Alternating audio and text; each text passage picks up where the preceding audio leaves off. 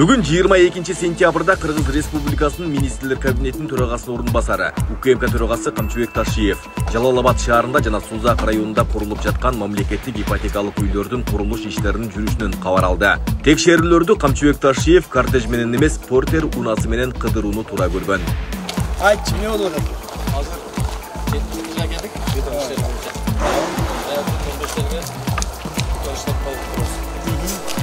Ноябрдын 15-сине казус барып бүтөсүң. Бетон иштери. Бүтөн иштери бүтөсүң. Үстүн жабасың. Быйыл кылып үстүн жаба аласың? Я, бардык эми корпуста бардык.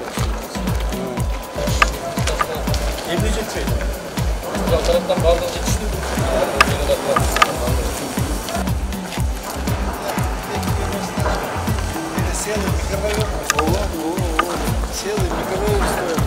Мына бүгүнкү иш чарабыздын негизги маселеси ошол урматтуу президентибиз Садыр Кожоевичтун берген тапшырмасы негизинде ушу мамлекетибиздин бардык облустук борборлорунда элге ипотекалык үйлөрдү куруп берүү боюнча чоң маселе коюлган. Ошонун негизинде азыр мына жумуштар жүрүп жатат.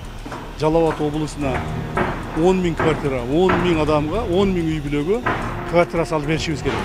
Так, мамлекет тарабынан жетиштүү финансылык каражаттар бөлүнгөн. Бүгүнкү күндө Жалал-Абад шаарында жана мына Сузак районунун территориясында 7,5 мың үйгө уже үй курулуп атат. 7,5 мың үй курулуп атат. Анан дагы калгандагы үйлөргө участкалар алынды, алар дагы жакын арада курула баштайт. Негизинен эмдиги жылы ошол 7,5 мың квартиранын баары тапшырылат, элге колдонууга берилет. Аркы жылы 2026 жылы Жалал-Абадда ошол 10 000 үй курулуп бүтөт. Бул Жалал-Абад облусту боюнча. Андан сырткары ушул эле жумуштар жакынкы күндөрү Ошто башталды. Ошто дагы 10 000 адамга, 10 000 үй бүлөгө квартиралар курулуп берилет. Эми 10 000 үй бүлө дегенден кийин ар бир үй бүлөдө жок дегенде 3-төн 4-төн бизде Кудайга шүгүр 5-тен 6 адам болгондо дагы ошондо мына 56 000 адамга үй курулуп атат. Ушул эле маселе мына Баткен облусунда азыр башталды. Жакында барып Баткен облусунда курулушту баштап беребиз. Уже котловандары казылып атат. А Баткен облусуна 5 000 үй бүлөгө курулуп атат. Ошентип олтуруп мына мамлекеттин түштүк жергесинде эле 25 000 үй бүлөгө ушундай үйлөр курулуп атат.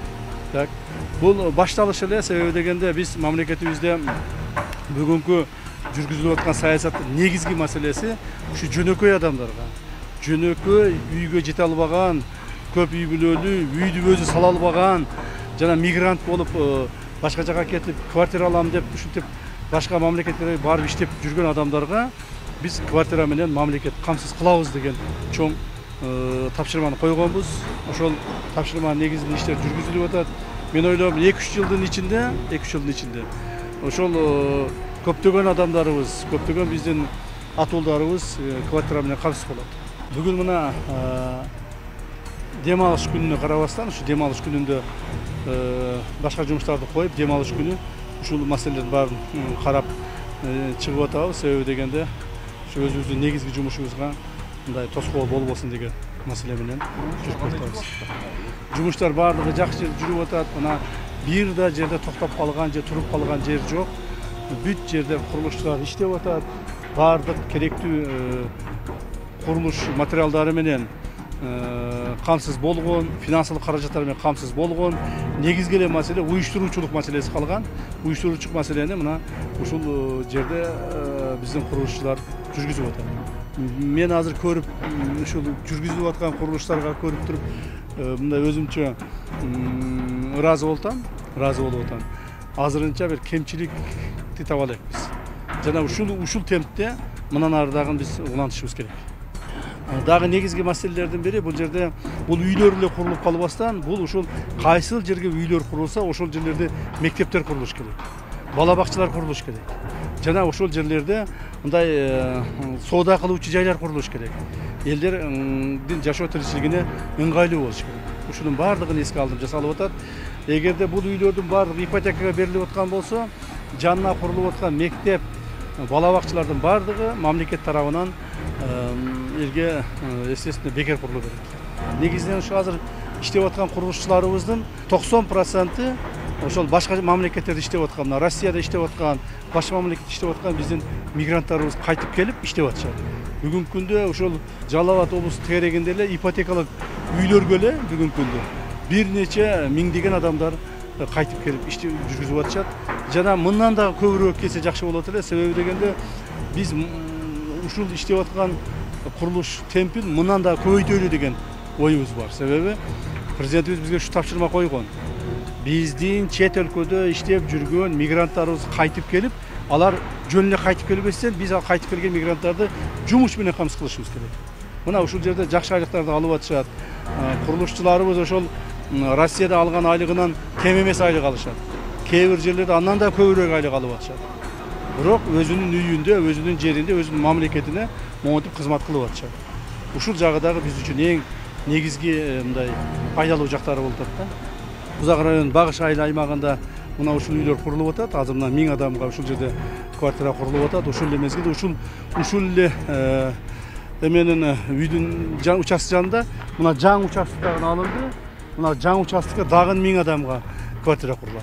То есть ушул Сузак районунун Багыш айыл аймагынын территориясында 2000 адамга, 2000 семьяга үй бүлөгө квартира курулат. Бул жер кандай жер экен дагы бир айтып кетейин. Бул жер мурда Винсовхоз деген биздин Союз маалында Винсовхоз деген жер болгон. Ошонун вино чыгаруучу заводдун орду болгон. Бул вино чыгаруучу заводдун ордуну жеке менчикке өтүп кеткен. Жеке менчиктен кайра кайтарып алып туруп мына элге ушундай үйлөр салып берип атабыз.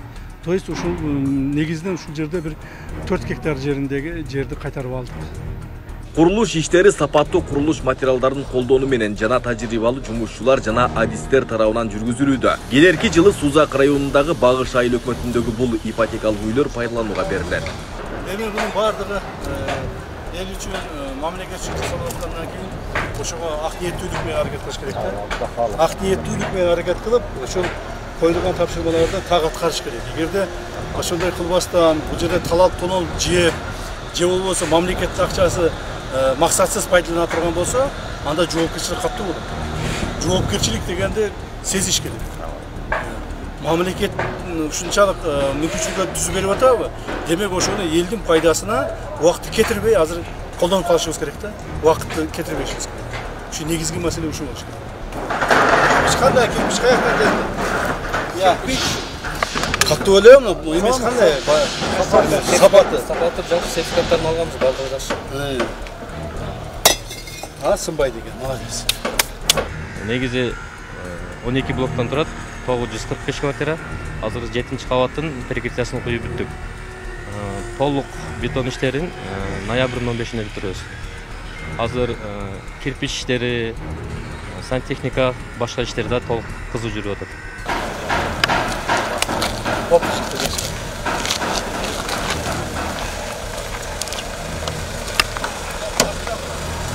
Ya.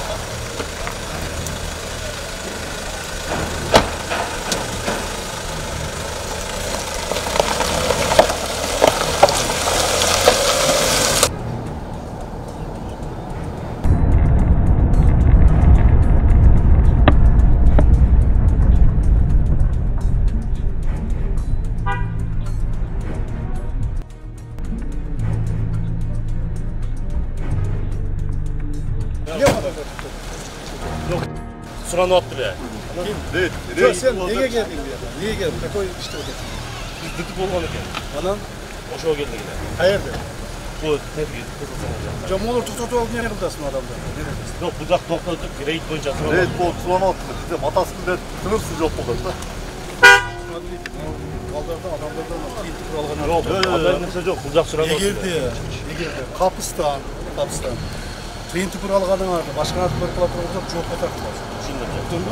Анакай жүйекей адамдардың тұрушын қарағылар. Бұл жақ сұранып өле, ошо қарашада. Сен емне отырасың, не? Бұнан ішінде кім отыр? Жоқ, бұл жақ olsa неме? Водитель. Ошо водитель, бұны машинасы стайға кетті. Ова. Қарағым. Шынды. Қапы олдырсың. Ол үшін. Мағылды? Жақсы. Ол шынды. Неме болла? Батыр достың атын кем? Болду.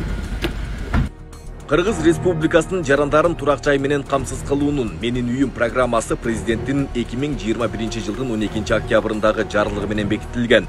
2026 жылга чейин Кыргыз Республикасынын өнүктүрүүнүн улуттук программасына ылайык иштелип чыккан. 3 жылга жетпеген убакытта турак жайды каржылоого 21 миңден ашык жаран кезекке туруп, ушул эле учурда мамлекеттик ипотекалык компаниянын электрондук порталында 100 миңден ашуун жаран электрондук өтүнмөнү каттоо процессинде турат.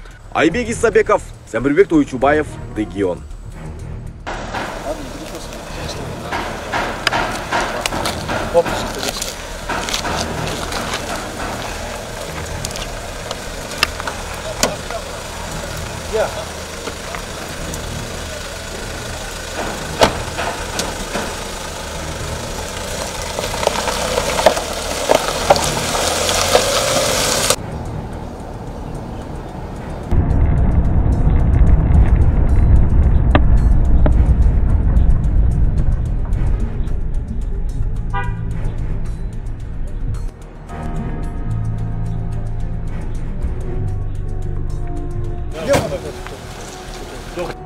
Суранып атты бе?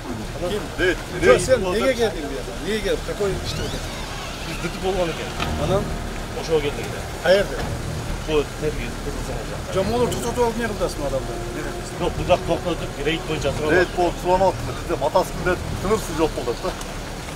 Смотрите, балдардан adamlardan tiyip kuralgan Yok, андай нерсе жок, buzak sıra Егерде, Kapıstan. Tiyip kuralgan vardı. Başka artık parkıla kurulacak çok katak.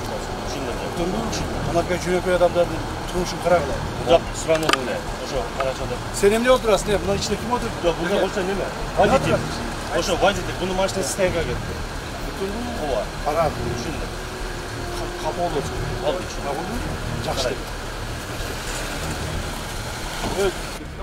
Oldu şimdi.